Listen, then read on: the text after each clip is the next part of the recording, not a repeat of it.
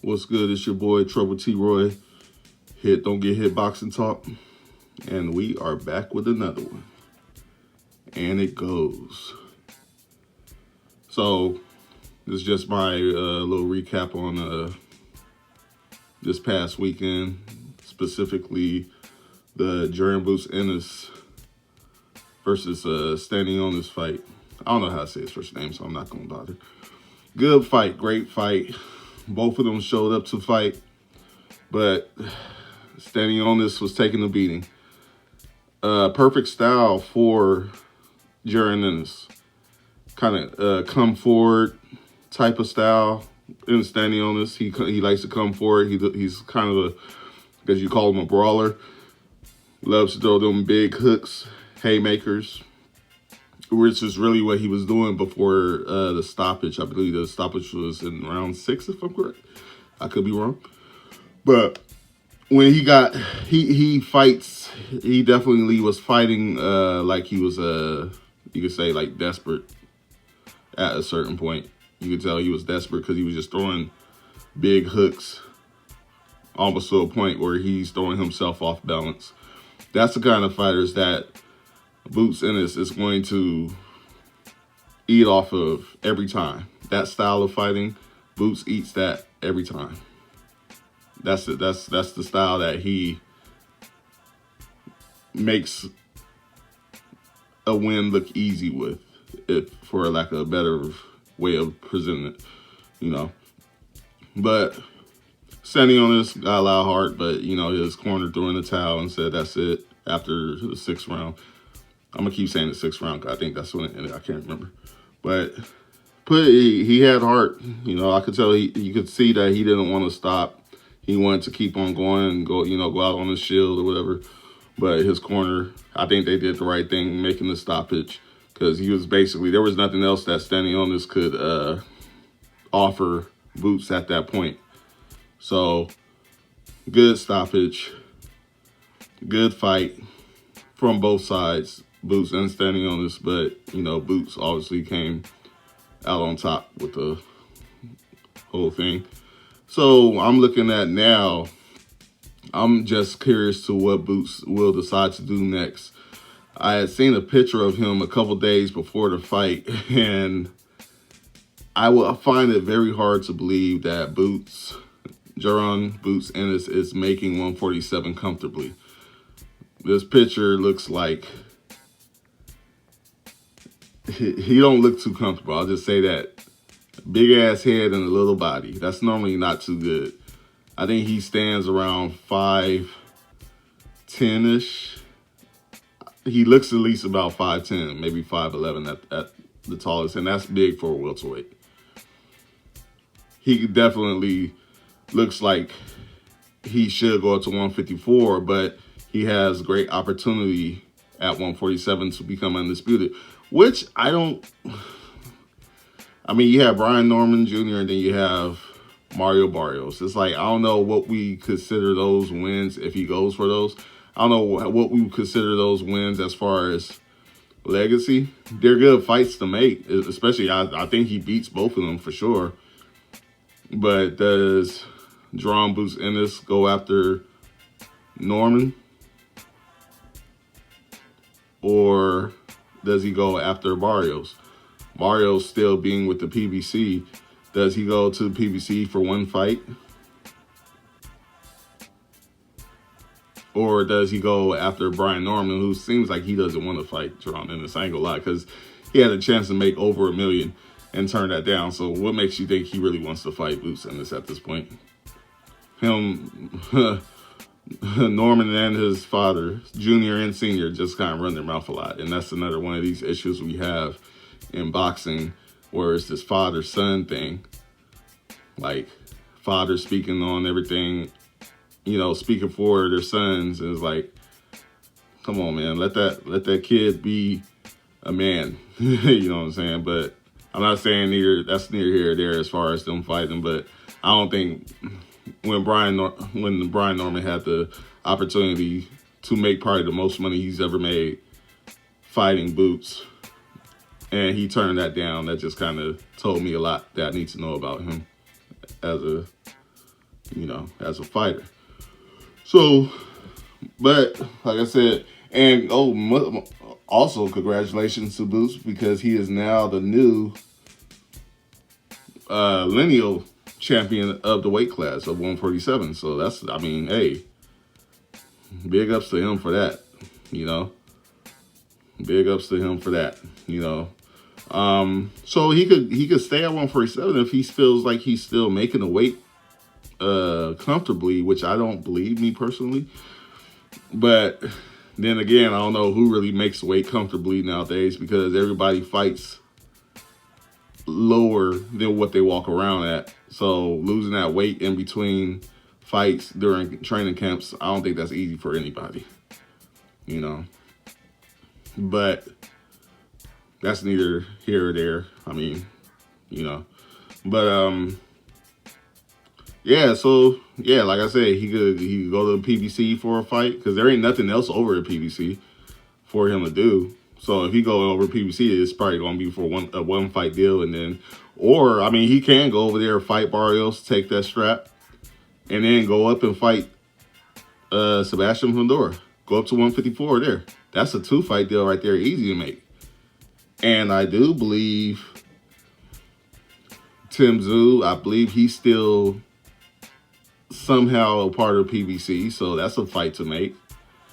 I don't know what Tim Tszyu plans on doing in the future, but yeah, it's another fight to make. So he has options. That's the good thing about Boots' career right now. He has options. This is an option of different things he could do. I could see him beating Sebastian Fundora if he decides to go to 154 and taking those belts from him. I could see him beating him. As far as the rest of the 154 division, it's questionable for all the top guys. I mean, the dude, I'm not really high on the dude that beat Tim Tszyu last. I'm not really high on him. I feel like obviously Tim Tszyu didn't take that fight. I can't remember dude's name. That's how not high I am about him. But yeah, I'm not really high on him right now. So I can see Boots probably actually beating him just based off of what I've seen. You know, I think that kind of style, Boots could definitely finesse. As far as Virgil Ortiz, I think that's the other fight that we all would love. That's the fight that we've been wanting to see since Virgil was at 147. And we still haven't gotten that. So that's a great fight to make. And I think that would only be made if he stays with Eddie Hearn in Matchroom. I don't think that's getting made if he goes to the PBC. I just don't see it. Because we already know what PBC is about. In-house only. You know, so... But that's a great fight. Virgil Ortiz versus Boots Ennis. That's a fight that I think we all want to see. I don't think there's anybody that's a boxing fan who hasn't asked for that fight for the last 4 years at least. So that's a fight that's possible, though. That's a good fight. I don't know. My only thing about Boots is he takes some unnecessary shots from his opponents. And I don't think somebody going up to 154 and taking those shots ain't a good idea. I know he was taking shots from Stanionis, and that was because he was able to just eat them and keep going. And that can only work for so long. Sooner or later, you're going to get stopped. Somebody's going to rock you, and you're going to be done. That's just facts. You know, Stanionis is not known for knocking everybody out like that, but I don't think you want to take a shot like that from somebody like Virgil Ortiz at 154. you got to be real careful. That's my opinion. It's a great fight. It's a 50-50 fight to me. Because I need to see what Boots looks like at 154 first anyways. But that's a 50-50 fight right there. Like I said, I believe he beats Fedora up there. I don't know if he could do what... Matrimov will be definitely a hard fight. I think Matrimov is a hard fight for anybody. But, I mean, I don't want to speak on that one too much because I want to see what Matrimov does next anyways. But him being a 154 pounder, like established 154 pounder, that, you know, he's in the weight class. He's been in the weight class. So, I mean, not a lot of fights, but amateur background and, you know, good on his feet, moves, good. He knows how to throw combinations. He knows how to get in, get out, different things like that. Those are the type of fights I feel gives Boots Ennis issues. Guys who like to move. Stanionis is just a come straightforward guy. That's what Boots, his style loves that style. Yeah, go ahead, keep coming forward. I'm just gonna keep on tagging you and moving, get out the way. You're gonna keep on throwing these overhand shots and these wild hooks and everything, and I'm just gonna get out the way and I'm gonna hit you like 2, 3, 4 times and move to the point where, you know, Boots could showboat basically.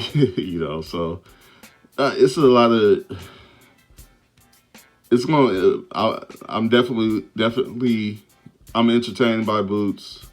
I didn't like what he did with the whole Crawford situation, but that's out of here. We ain't got to worry about that no more. It is what it is.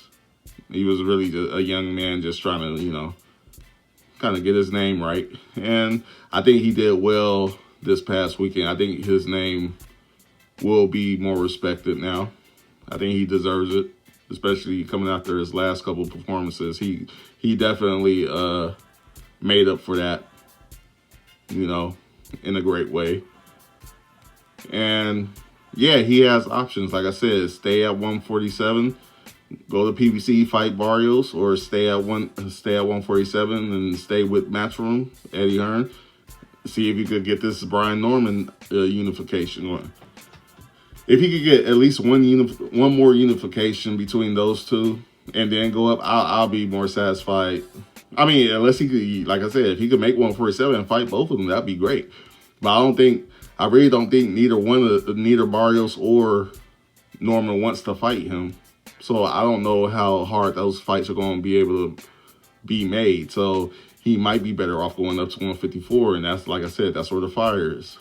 That's where, all right, you bigger than 147, so he should fit up there. But, you know, they hit different at 154. So it'll be interesting to see what he does next, see where he wants to take his career and what he wants to do as far as his legacy. I think either way, clear out 147 now or go up to 154 and start working up there. He has great chances up there, in my opinion. But he also has great chances of getting fucked up too. So, and that's what's so good about 154. We've seen for the last few years, everybody wins, everybody loses. It's not safe at 154. It's never been safe. That is one of the few divisions right now where nobody's safe. We've seen it all before. We've seen guys come and go, or guys win or lose. But that's what makes that division actually one of the better divisions out of all the divisions, you know. So, but anyways, yeah, that's really my thoughts. Great fight. Congratulations to Jaron Boots Ennis. And I know we got more to look forward to with him. So hopefully he fights again by the end of the year. I hope he doesn't take a year off or nothing like that. I hope he gets him another fight before the year ends, hopefully. Because we need more fighters to be more busy, especially even if you're a champion. Be more busy. Give people what they want. Give people something to watch more often. Boxing is in a great place, and you're dealing with some great he's dealing with some great people around him, for what it looks like, that are ready to make fights happen. So I say keep on going. But yeah, man, that's just me. But yeah. Anyways, go ahead, like, comment, share, subscribe. It's your boy, Trouble T. Roy. Don't get hit boxing talk. And we out. Peace.